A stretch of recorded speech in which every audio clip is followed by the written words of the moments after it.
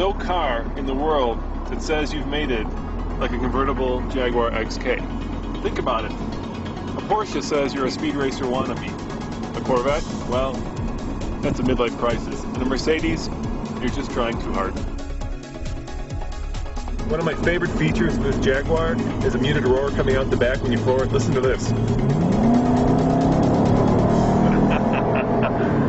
That just puts a huge smile on your face. And with the sky and the wind and a Jaguar, there is no better place to drive than in the mountains of Colorado. However, there are some niggles with this car. One of the most irritating parts of this Jaguar is this clunky user interface. Not only is it irritating, but it's annoying, and I'll give you an example. For instance, let's say you've got the radio on and you're listening to the news, you put it on reverse, you start the reverse, the parking aid comes on, and the radio turns off. So now you're done backing up, you put it in drive, you go forward, and guess what? Radio is still off until you hit a certain speed. I spent 30 years of my life backing up, listening to the radio without hitting any other cars, and yet Jaguar assumes that I can't drive the car without hitting something. I hate when these systems try to think for you. There are three things that make this Jaguar XK an outstanding grand touring car. First of all, there's a 385 horsepower 5-liter engine, which of course you can't see, but which you can hear, and man, is it wonderful.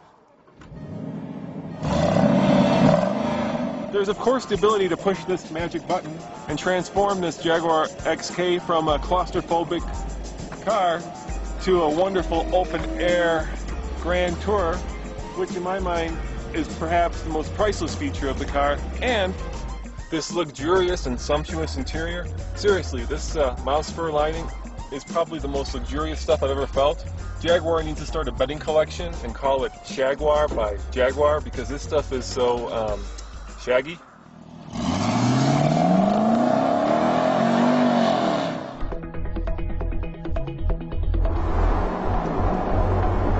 You know, that's not bad.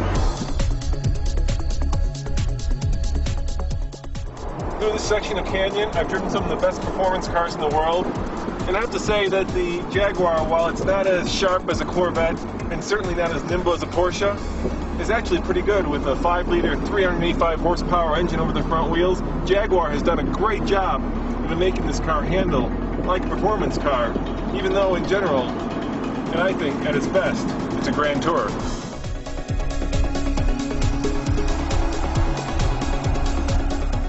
Jaguar has improved the car with all the fun go-fast toys. So you've got this rotary control now that's standard on the XK, which allows you to put the car in sport mode and use the paddle shifters. You've also got this button here which firms up the transmission. And of course, when you put it in sport mode, not only can you shift the car with the paddle shifters, but it holds on to revs a lot longer than in regular drive mode.